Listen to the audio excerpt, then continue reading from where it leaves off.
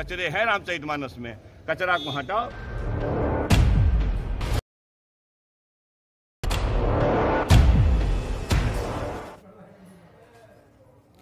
नमस्कार, बहुत स्वागत है आपका अपना बिहार के इस बुलेटिन में। आपके साथ मैं हूं सोनाली सिंह। जो काम आपको दिया गया हो वो काम आप नहीं कर सके तो दूसरे का ध्यान भटका दें, ये राजनीति का नया फॉर्मूला है। बिहार के शिक्षक प्रोफेसर चंद्रशेखर फॉर्मूले शिक्षकों की बहाली के मुद्दे पर जिस तरह से उनकी किरकिरी हुई, जिस तरह से उनके खिलाफ शिक्षा मंत्री हटाओ का अभियान चला, उससे शिक्षा मंत्री बैकफुट पर आ गए हैं और ऐसे में फिर उन्होंने वही पुराना राग अलापना शुरू कर दिया है। चरित्रमानस पर दे दिया पर सवाल उठता है कि क्या शिक्षा मंत्री ध्यान बटाने के लिए रामचरितमानस पर निशाना साध रहे हैं?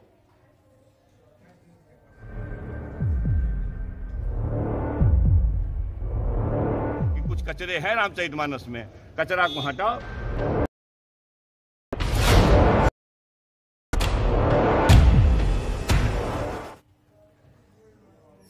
और बिहार के शिक्षा मंत्री चंद्रशेखर ने एक बार फिर रामचरितमानस को लेकर विवादित बयान दे दिया है। चंद्रशेखर ने कहा कि रामचरितमानस में थोड़ा कचरा है जिसे साफ करने की जरूरत है।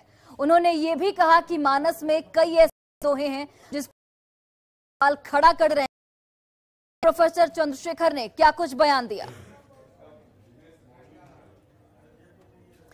तो शिक्षा मंत्री चंद्रशेखर ने एक बार फिर से रामचरितमानस को लेकर गंभीर सवाल उठाए और कहा कि रामचरितमानस में कई कूड़ा कचरा है जिसे साफ करने की जरूरत है। उन्होंने ये भी कहा कि आगे भी वो इस तरीके के दोहे पर सवाल उठाते रहेंगे जिससे कचरा भरा हुआ है। अब इनके इस बयान को लेकर तमाम सियासी दलों की अपनी अपनी राय सामने आ रही है। यहां तक कि जेडीयू ने भी इस पर पलटवार किया है और को लेकर जेडीयू ने कहा है कि शिक्षा मंत्री की मानसिक हालत ठीक नहीं है और इसी वजह से वो इस तरीके की बयानबाजी कर रहे हैं। वहीं पर बीजेपी ने भी और कांग्रेस ने भी शिक्षा मंत्री पर निशाना साधा है। मैं ये मानता हूं कि जो आपत्तिजनक लोहिया ने भी कहा है रामचरितमानस में कचरा को हटाओ, मगर कचरा हटाने में मोती मत फेंकना। भाई जब डॉक्टर लोहिया से हम बड़े आदमी है क्या? डॉक्टर भीमराव अम्बेडकर से बड़े आदमी हैं। रामायण मेला लगाते थे डॉक्टर लोहिया, लेकिन उन्होंने जो अपने किताब में लेखनी में कहा है कि बहुत अच्छी रामायण मेला लाने है मगर कुछ कचरा को उसमें से हटाना, सीधी बात। लेकिन मुख्यमंत्री आपके इस बयान से सहमत नहीं दिखते हैं। वह आप पूछिए ना, वो आप पूछिए, आपको लगता होगा, हमें तो नहीं लगता। लेकिन जदयू और मुख्यमंत्री के लोग सहमत, आपको लगता होगा। तो बीजेपी ने शिक्षा मंत्री प्रोफेसर चंद्रशेखर के बयान पर हमला बोला है और उन्हें मानसिक रूप से बीमार बता दिया है। कहते हैं ना मेडिकल साइंस में एक अटेंशन सीकिंग सिंड्रोम होता है, पर्सनैलिटी डिसऑर्डर के अंदर आता है साइकेट्रिक केस में। तो ऐसा कुछ उल्टा काम करो कि सबका निगाह आपकी तरफ आए, तो यही उद्देश्य से वो कर रहे हैं और दूसरी कोई बात नहीं है इसमें, बस यही उद्देश्य है उनका। और ये बड़ा शर्मनाक है, इनफैक्ट बहुत ही शर्मनाक है। एक पढ़े लिखे हो करके कैसे अनाप शनाप शिक्षा मंत्री हैं। ऑब्वियसली मैं तो बोला कि ये बहुत निंदा करता हूँ इनका, और ये मैं क्या करूंगा, जो भी है मतलब कि जो सच्चे हिंदू हैं सब निंदा करेंगे इसका। पूरे देश दुनिया का जो सर्वमान्य ग्रंथ है उस पर इस तरह की बात करना ये बताता है कि शिक्षा मंत्री सही में शिक्षा मंत्री के रूप में लोगों के बीच भ्रम फैला रहे हैं। और ऐसे मंत्री को सरकार में माननीय मुख्यमंत्री जी से भी आग्रह है कि रहने का कोई अधिकार नहीं है, जो समाज में गलत संदेश फैला रहे हैं। तो बिहार के बड़बोले शिक्षा मंत्री चंद्रशेखर के बयान पर उनके साथियों ने भी अब किनारा कर लिया है। कांग्रेस ने साफ शब्दों में कहा है कि ऐसी बयानबाजी कहीं से भी उचित नहीं है, तो वहीं विपक्षी बीजेपी ने भी चंद्रशेखर की मानसिक स्थिति खराब होने की बात कह दी है। सुनिए। बिहार के माननीय शिक्षा मंत्री द्वारा रामचरितमानस के ऊपर की जा रही टिप्पणियां स्वीकार्य नहीं है। रामचरितमानस सनातन धर्म का एक प्रामाणिक ग्रंथ है और इसके ऊपर कोई भी बेजा टिप्पणी से सनातन धर्म की भावनाएं आहत होती हैं। महागठबंधन की सरकार में किसी भी जिम्मेदार पद पे बैठे हुए व्यक्ति को इस बात की इजाजत नहीं दी जाती है कि वो ऐसी कोई भी बात करे जिससे किसी भी धर्म या संप्रदाय की भावनाएं आहत हो। उसको टीआरपी खाने का शौक है। जल्दी ही वह बताएंगे कि धरती का शेप कैसा है, जल्दी वह बहुत सारी चीजें बताएंगे। जिस आदमी की आदत कचरे को अपने मस्तिष्क में ग्रहण करने की हो, यह बिहार का दुर्भाग्य है कि वैसा कचरा दिमाग वाला व्यक्ति बिहार का शिक्षा मंत्री है। तो बीजेपी और आरजेडी की राजनीति अपनी जगह है, लेकिन देश में रामकथा के सबसे बड़े जानकारों में से एक स्वामी रामभद्राचार्य ने भी रामचरितमानस पर शिक्षा मंत्री चंद्रशेखर के बयान को गलत बताया है। रामभद्राचार्य ने कहा कि शिक्षा मंत्री पूरी तरह से गलत व्याख्या कर रहे हैं। जो लोग ऐसी बातें कर रहे हैं वो रामचरितमानस के बारे में कुछ भी नहीं जानते। जो लोग कह रहे हैं वे रामचरितमानस का क ख ग भी नहीं जानते। मैं प्रतिज्ञा पूर्वक कह रहा हूँ कि एक भी अक्षर रामचरितमानस में गलत नहीं है। व्याख्या उसके लोग नहीं समझ पा रहे हैं। और चंद्रशेखर जी को तो रामचरितमानस कुछ आता जाता नहीं। सर, आपको लग रहा है कि बिहार में रामचरितमानस को लेकर राजनीति की जा रही है या कुछ किया जा रहा है धर्म के नाम पर? भयंकर राजनीति की जा रही है, तोड़ा जा रहा है, अपमान किया जा रहा है रामचरितमानस जी का और राम जी का। तो चलिए अब आप रामचरितमानस पर सियासत को समझिए। ग्राफिक्स के जरिए से आपको समझाने की कोशिश कर दें। देखिए, शिक्षा मंत्री ने रामचरितमानस को कचरा बता दिया है। ऐसा कहते हुए डॉक्टर लोहिया का उन्होंने नाम लिया। इसके साथ ही डॉक्टर अंबेडकर का भी उनकी ओर से नाम लिया गया। उन्होंने कहा कि लोहिया भी रामचरितमानस से कचरा निकालना चाहते थे। डॉक्टर लोहिया उस कचरे को नहीं निकाल पाए। शिक्षा मंत्री ने इसकी जिम्मेदारी अब खुद ले ली है। शिक्षा मंत्री मानस से कचरा हटाने की तैयारी कर रहे हैं। वो मानस को नफरत फैलाने वाला ग्रंथ पहले ही बता चुके हैं और वो लगातार मानस पर निशाना साधते हुए आ रहे हैं। वो पहले मानस से कुछ दोहे को हटाना चाहते हैं, फिर वो बाद की दोहे को भी हटाने की रणनीति बनाएंगे।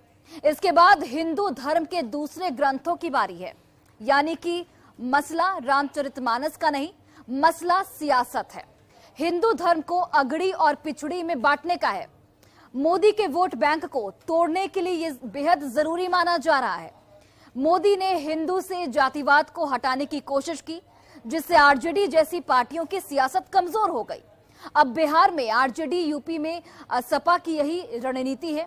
रामचरितमानस और हिंदू धर्म ग्रंथों को निशाना बनाना है। अगड़ी और पिछड़ी की राजनीति को और भी ज्यादा मजबूत करना है और ऐसा करते हुए आरजेडी सालों तक शासन कर चुका है। यही फॉर्मूला एक बार फिर से आजमाने की तैयारी की जा रही है आरजेडी की ओर से। मंत्री आलोक मेहता का बयान इसकी एक कड़ी है, जिसमें मंत्री सुरेंद्र यादव का अग्निवीरों पर बयान भी इसकी एक कड़ी में शामिल है। तो यहां पर रामचरितमानस पर निशाना साधते हुए अगड़ा पिछड़ा की राजनीति करने का आरजेडी पर आरोप लगाया जा रहा है। तो रामचरितमानस को अब आप समझिए। हमें निजी धर्म पर चलना सिखाती है, रोज रामायण सदा शुभ आचरण करना सिखाती है। रामचरितमानस के बारे में गोस्वामी तुलसीदास ने लिखा है कि नाना पुराण निगमागम सम्मत यद रामायण निज दंत क्वाचिद अन्यतो अपि स्वनता सुखाय तुलसी रघुनाथ गाथा मति मंजुल मतनोती। यानी ये ज्ञान की गंगा है और ऋषि की अमर वाणी है, जिसमें वेद पुराण उपनिषद अगम निगम और ज्ञान भरी बातें लिखी हैं, जिसे तुलसीदास ने अपने सुख के लिए लिखा है। यानी जिसको मन है पढ़े और जिसको नहीं मन है वो नहीं पढ़े। ये कोई कानून की किताब नहीं है जो सब पर लागू होती है। अब आपको बताते हैं कि रामचरितमानस में कुछ रोचक बातें क्या कुछ लिखी हुई हैं। तुलसीदास ने 1574 में रामचरितमानस की रचना शुरू की। 2 साल 7 महीने 26 दिनों में रामचरितमानस की रचना पूरी हुई। रामचरितमानस की हर चौपाई में र और म अक्षर निश्चित रूप से मिलते हैं। रामचरितमानस में 1443 बार राम शब्द आया है। रामचरितमानस में 147 बार सीता का जिक्र किया गया है। रामचरितमानस में 69 बार वैदेही शब्द लिखा गया है। रामचरितमानस के अनुसार राम 111 दिन लंका में रहे। रामचरितमानस के अनुसार सीता 435 दिन लंका में रही हैं। रामचरितमानस के अनुसार राम रावण में 32 दिन युद्ध चला। राम दल और रावण दल में 87 दिनों तक युद्ध चला। रामचरितमानस में 4606 चौपाइयां और 1074 दोहे लिखे गए हैं। राम सेतु का निर्माण 5 दिनों में पूरा हुआ। विश्वकर्मा के पुत्र नल नील ने राम सेतु बनाया। मूल रामचरितमानस में केवल 6 कांड थे। रामचरितमानस में उत्तरकांड बाद में जोड़ा गया। कई विद्वानों का मानना है कि मूल रामचरितमानस में केवल 6 कांड थे। कुछ लोगों ने राम के चरित्र को धूमिल करने के लिए बौद्ध काल में उत्तरकांड जोड़ा और उसमें जानबूझकर शंबुक वध और सीता का परित्याग जैसे प्रसंगों का इस्तेमाल किया गया।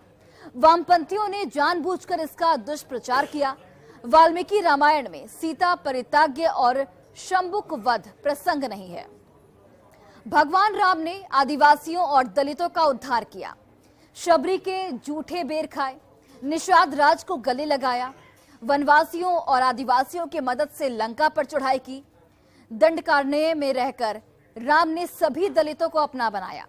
दीवारों पर लिखी है रामचरितमानस की चौपाई। राजस्थान से राजसंबंध के बामनहेड़ा गांव में गांव की दीवारों पर रामचरितमानस की पंक्तियां लिखी गई हैं ताकि बच्चे संस्कारवान बने और अपनी संस्कृति से जुड़े रहें। तुलसी मानस मंदिर की दीवारों पर भी मानस की पंक्तियां लिखी गई हैं। इसके साथ ही वाराणसी के तुलसी माता मंदिर यानी कि बिरला मंदिर की दीवारों पर भी रामचरितमानस की पंक्तियां लिखी गई हैं।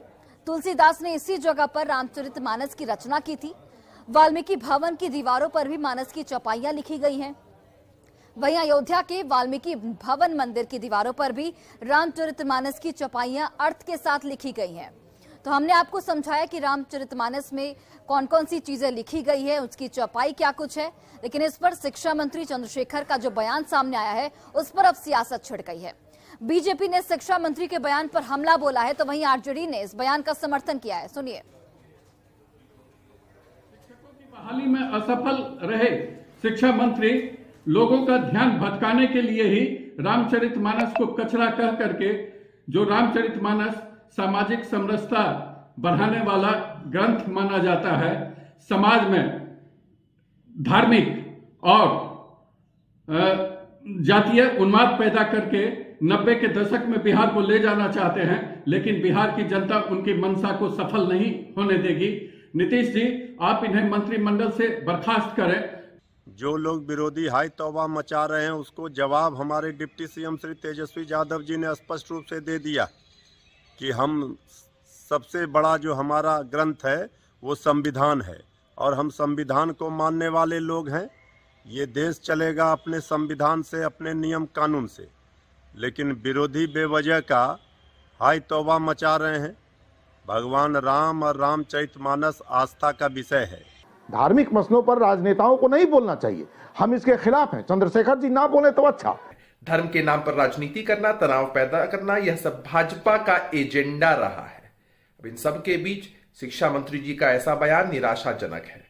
पहले भी हमारे नेता नीतीश कुमार जी ने कहा था कि ऐसे बयानों से निश्चित रूप से हर किसी को बचना चाहिए जिससे किसी की भी धार्मिक भावनाओं को ठेस पहुंचती हो, समाज में द्वेष फैलता हो। और इसी बीच बड़ी खबर कटिहार से सामने आ रही है, जहां महिला सिपाही प्रभा हत्याकांड में पुलिस को बड़ी कामयाबी हाथ लगी है। अहम सुराग पुलिस के हाथ लगे हैं। पुलिस ने उस लोडेड पिस्टल को जब्त कर लिया है जिससे 8 फरवरी को महिला सिपाही प्रभा भारती की हत्या की गई थी। साथ ही पुलिस ने एक और आरोपी ट्विंकल को भी फलका थाना क्षेत्र के मोरसंडा से अरेस्ट कर लिया है। बता दें आपको कि इस मामले में मुख्य आरोपी हसन सहित कुल 5 लोग पहले ही गिरफ्तार हो चुके हैं।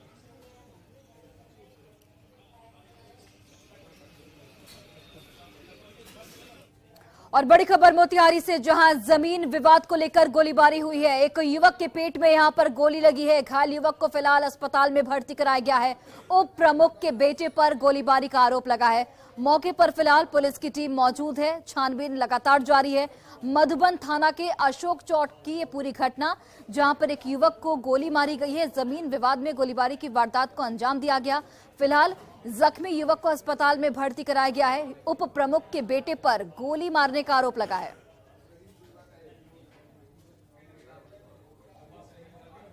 और बड़ी खबर किशनगंज से, जहां सिरफिरे पति ने अपनी ही पत्नी की हत्या कर दी है। दिन दहाड़े गला रेतकर हत्या की इस वारदात को अंजाम दिया गया है।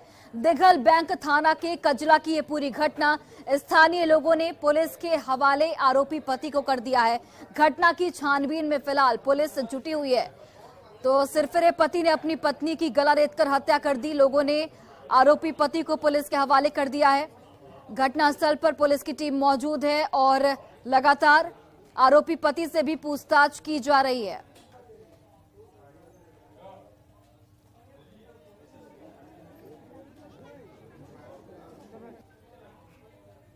और सीतामढ़ी में एक शादी समारोह में पिस्टल लेकर डांस करते हुए एक युवक का वीडियो इस वक्त सोशल मीडिया पर तेजी से वायरल हो रहा है। वायरल वीडियो बैरगनिया थाना क्षेत्र का बताया जा रहा है, जहां शादी समारोह में कानून को ताक पर रखकर एक युवक हाथ में पिस्टल लेकर भोजपुरी गाने पर थिरकते हुए नजर आ रहा है।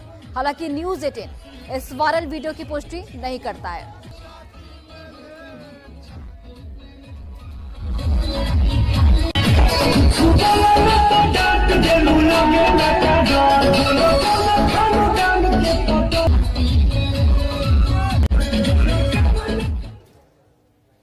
और सीतामढ़ी पुलिस ने डकैती के एक ऐसे गिरोह का पर्दाफाश किया है, जिसका संचालन पिछले लंबे अरसे से एक महिला कर रही थी। पुलिस ने गुप्त सूचना के आधार पर कुख्यात अपराधी मोहम्मद नदाफ को यहां पर गिरफ्तार किया है, जिसने सायरा खातून की करतूत को उजागर किया। बता दें कि मोहम्मद नदाफ को पुलिस पिछले 1 साल से तलाश कर रही थी, जो सायरा खातून के ही इशारे पर 1 दर्जन से ज्यादा संगीन मामलों को अंजाम दे चुका है।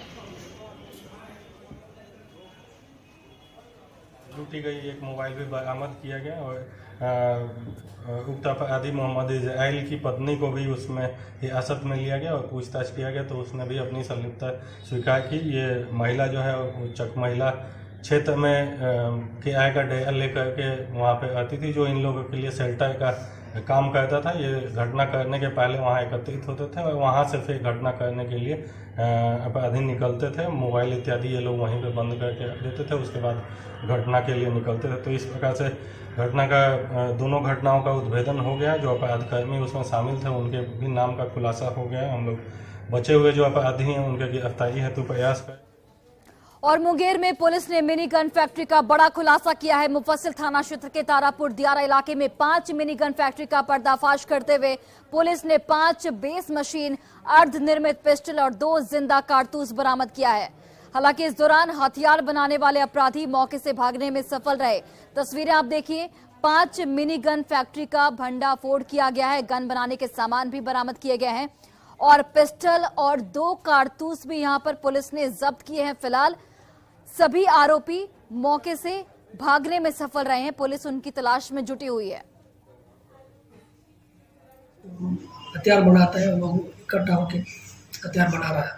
इसी के क्रम में थानाध्यक्ष मुफस्सिल और रविकांत प्रसाद सब इंस्पेक्टर, हमारा टीआईयू टीम और मुफस्सिल बल सब लोग गए वहाँ। रात में प्रस्थान किए, रात में जाके वहाँ लोग रेड किए हैं। सुबह रेड करने पर लोग जो थे, कुछ बड़ा रहा था, कुछ लोग था, भाग गए क्योंकि दियारा क्षेत्र का लाभ उठा के, और वहाँ सर्च करने के बाद ये सामान मिला हुआ है। और बड़ी खबर मुंगेर से सामने आ रही है, जहां गड्ढे में एक पिकअप वैन गिरी है। हादसे में कई मजदूर जख्मी बताए जा रहे हैं। घायलों में 4 की स्थिति फिलहाल गंभीर बनी हुई है। सभी मजदूर शेखपुरा की ओर जा रहे थे।